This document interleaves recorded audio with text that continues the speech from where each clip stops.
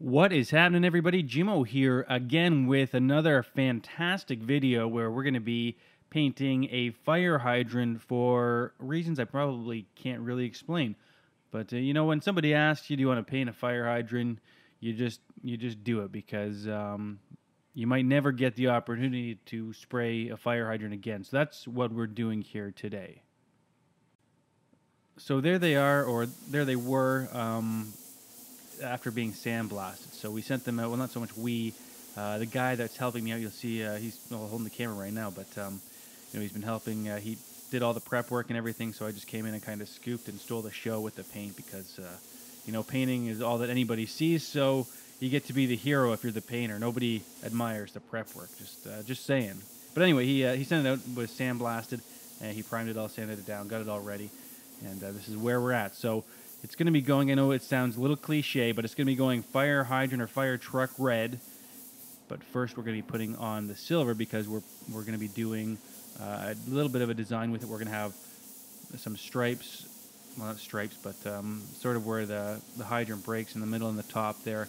They're going to have silver accents and also silver on the side and on the top. So that is Chrysler PS2. We just kind of used some silver that we had kicking around because, you know, this isn't really a high budget job. So we're just kind of using existing mixes that we had a little bit extra of here. And actually the red, it isn't really fire hydrant red. It's actually a concoction of a whole bunch of different toners. I didn't even do this. He did this, and I just said, okay, I'll spray it. Just throw it in the gun, and we'll get it on there. It's got metallic colors, solid colors, but the red's so opaque, you don't really see the metallics in the end. But, you know, I just thought I'd make note of that because it's a little different.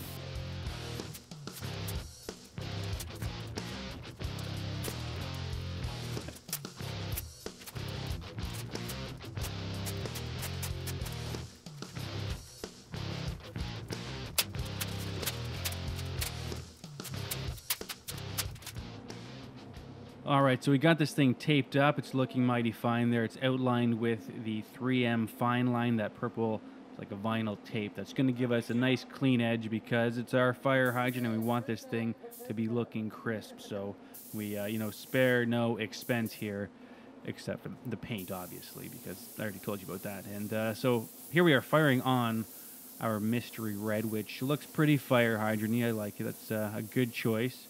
And I did try to talk him into a flat finish. I thought it would look better flat, but he wanted full gloss, so, you know, unfortunately that's what we're going to go with here in the end. You know, it's his hydrant, so if he's going to be a baby about it, that's his business. He's also my brother-in-law, so I like to bust his chops at every possible opportunity.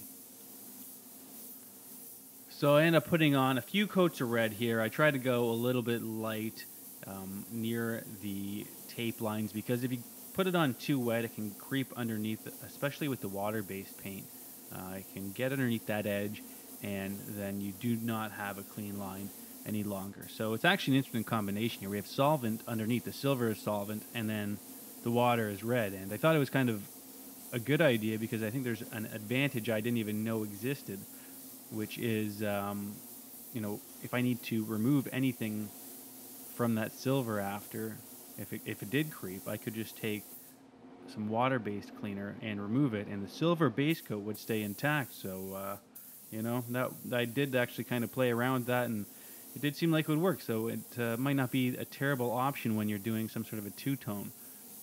But yeah, so I'll let you guys finish watching me throw this base on, and then we'll link back up. I'll show you when the magic really starts to happen.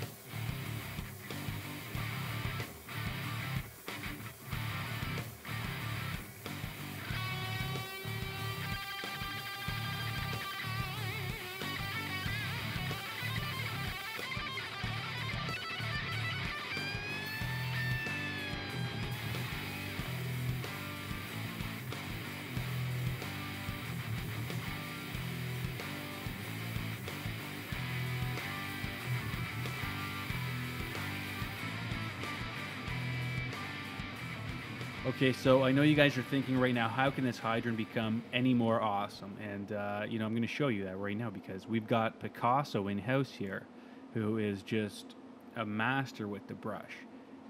And, I mean, I can't brush paint to save my life. I'll be the first to admit it. If I have somebody come over to my house and, you know, ask what I do for a living, then they'd look at my walls and I say I'm a professional painter. They'd probably shake their head and be like, what is wrong with this guy? And then they probably say, well, why do I not know what this guy does for a living and I'm at his house right now? So, you know, I guess there's that too. So he is going to brush on some black paint over all of the embroidering or embossing or raised lettering. That's the word I was looking for. Raised lettering. He's going to be brushing paint over top of all the raised lettering and numbering. So our hydrant has that pop to it, you know, so it's looking pretty good. It was about 2 to 3 coats I think he put on there. You know, he had to let it dry very well in between coats because otherwise, if he tried to apply it too soon, it would start to smear and make a little bit of a mess. So we had to clean up a few spots, just kind of rubbing them really quick with a water-based cleaner, which we had to be pretty quick and careful with so it didn't rub away the red, but we did have a bit of time to correct any minor errors with the brush.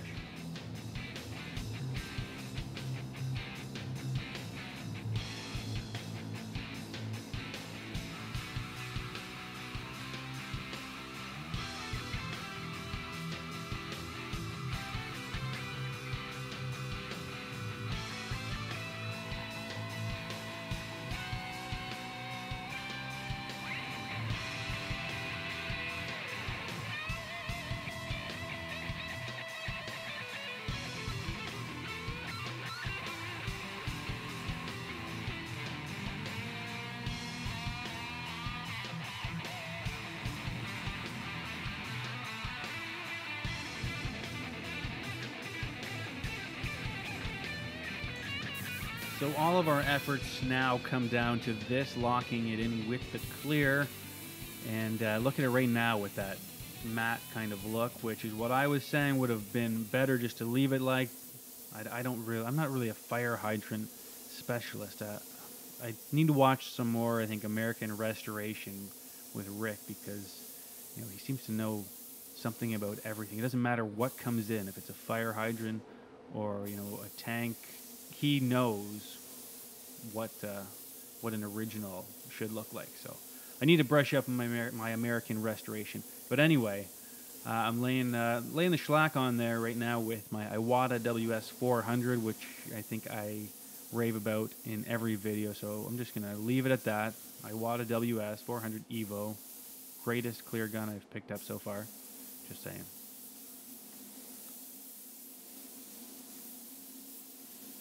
And we are using Limco Clear on this, which is the lower end clear because, you know, the profit margins on this job aren't that high. So we got to keep things in perspective sometimes.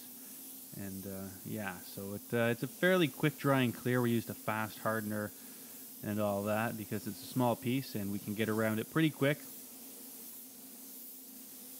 And we apply 2 coats with, actually, you know what, I think I applied 3, come to think of it, because we had a little bit left over, enough for a 3rd coat, and he wanted a 3rd coat on, so I didn't object. And anyway, I'm going to stop yakking, let you guys just watch, see for yourself.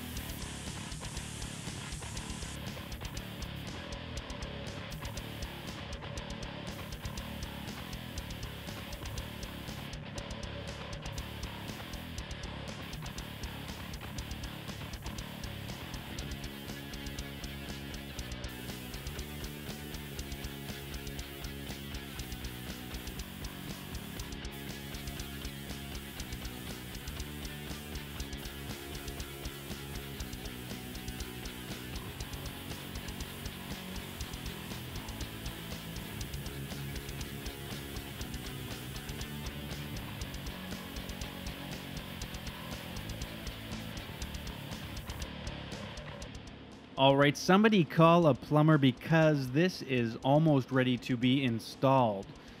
in their living room, where it will be enjoyed for the next 10 years, and people will talk about it and ask, why do you have a fire hydrant in your living room? And they'll say, because the paint work is just that hot. So there you go. But I think that's going to be it for today, everyone. Thanks, as always, for watching, and do not forget to subscribe for more awesome videos like this one here. But next time it's probably going to be a car in all reality. Anyway, later.